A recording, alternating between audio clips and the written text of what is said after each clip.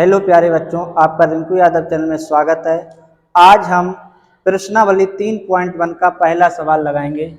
इस सवाल में हमें सबसे पहले रैखिक समीकरण युग्म बनाना है, फिर इसके बाद ग्राफीय विधि से उसको हल करना है। ठीक है, तो क्वेश्चन हमें दिया हुआ है, कक्षा 10 के 10 विद्यार्थियों ने एक गणित की पहेली प्रतियोगिता में भाग लिया।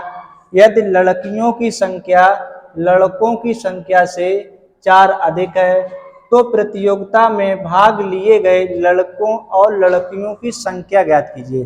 तो चलिए बच्चों, हम इस सवाल को बहुत ही आसान तरीके से लगाते हैं। तो सबसे पहले हम क्या करेंगे, मान लेंगे। यहाँ पे लिखेंगे हल, यहाँ लिखेंगे माना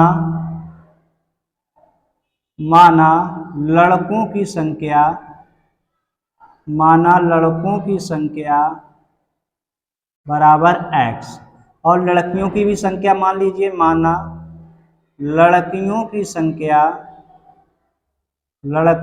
संख्या इसे मानेंगे बेटा y।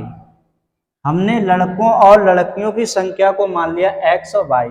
अब हम शर्त नंबर 1 लिखेंगे। किसे लिखेंगे? शर्त नंबर 1। शर्त नंबर 1 में क्या कह रहा है? कह रहा है कक्षा 10 के 10 विद्यार्थी हैं।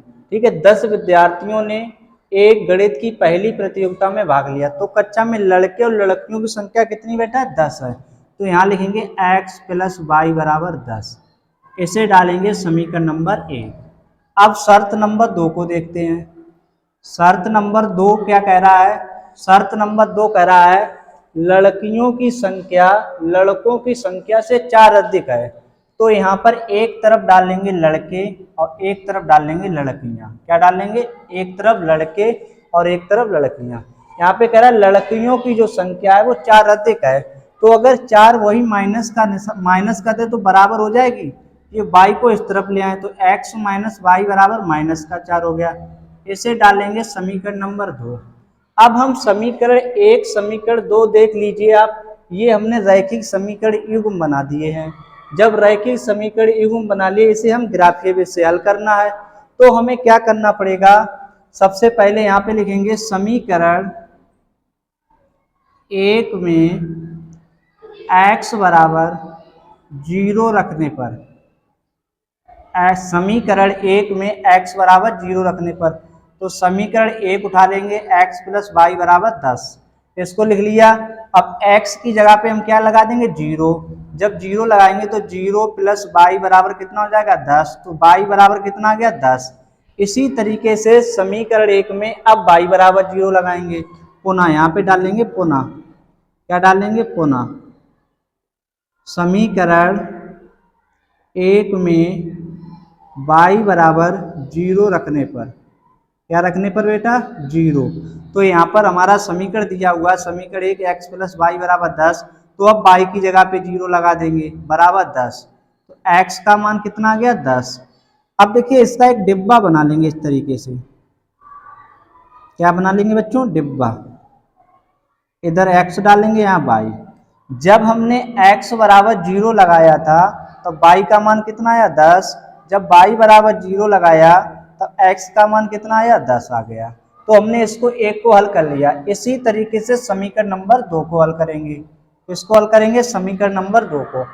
यहाँ लिखेंगे समीकरण 2 में x बराबर 0 रखने पर, x बराबर 0 रखने पर, तो समीकरण 2 हमारा कौन सा दिया हुआ? ये वाला। तो इसे लिखेंगे x - y बराबर -4। ये तो समीकरण 2 है, इसी में लगा देंगे। यहाँ पे जब लगाएंगे तो x जगह पे 0 लगा देंगे, -y बराबर -4। तो -y बराबर माइनस का कितना हो जाएगा? 4। माइनस से माइनस कट जाएगा, y बराबर 4 आ गया। एक ही आ गया।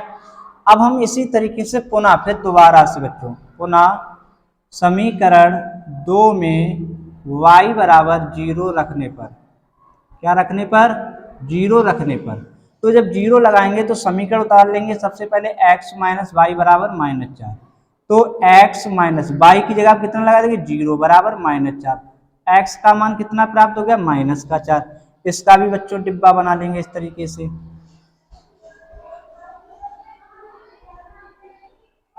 इसमें डालेंगे x, इसमें डालेंगे y।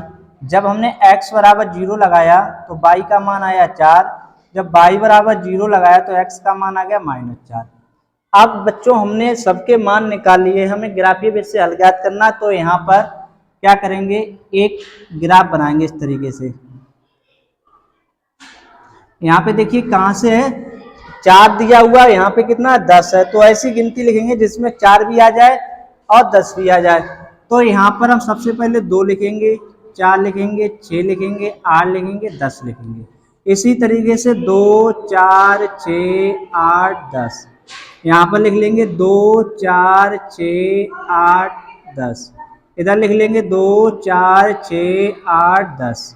ये होता है एक्स एच, ये होता है एक्स डैश एच, ये होता है वाई एच और ये होता है वाई डैश एच। अब देखो समीकरण एक को देखते हैं। पहले x बराबर 10 है तो यहाँ पर देखो x बराबर 10 है, यहाँ पे लिख लेंगे। y बराबर कितना है, यहाँ पे देखो y का मान 10 है तो y का मान हमारा ऊपर वाला हो जाएगा 10, ये हो गया। यहाँ से इस तरीके से एक ऐसी रेखा को खींच देंगे, ठीक है। इसी तरीके से x का मान -4 है तो देखिए x का मान, और यहाँ पे एक चीज भूल गए, देखो जो डैश वाले होते हैं वो माइनस के होते हैं, ये वाले ये माइनस के हो गए, ठीक है। तो x का मान कितना है, यहाँ पे -4 है तो x इधर वाला है तो -4 ये हो गया। y का मान +4 है तो प्लस का y का मान ये हो गया। तो इस तरीके से इसको ऐसे खींच लेंगे। अब देखिए जो हमारा प्रच्छेद बिंदु है वो ये वाला है, इसके सामने इधर रेखा खींचेंगे, यहाँ पे देखो इस तरीके से ये हो गया, और इधर यहाँ पे तो देखो यहाँ पर x पे हमारा कितना आया, यहाँ पे 3 आया, ठीक है। तो यहाँ पर कितना आया, 3 आया, तो यहाँ पे डालेंगे 3, और इधर देखो किस पे बच्चों, देखो इसमें किधर आया 7 पे, तो ये 7 हो गया। तो हमारे जो लड़कों की संख्या आई वो बच्चों 3 आई और लड़कियों की संख्या आई वो 7 आई। तो यहाँ पे हम लिख सकते हैं लड़कों की संख्या बराबर, लड़कों की संख्या बराबर 3 और लड़कियों की संख्या बराबर कितनी आई, 7। ये बेटा हमारे आंसर आ गए। और जिसको अगर वीडियो अच्छी लगी तो चैनल को सब्सक्राइब कीजिए, लाइक कीजिए और वीडियो को शेयर कीजिए। मिलेंगे आपको कल अगली क्लास में।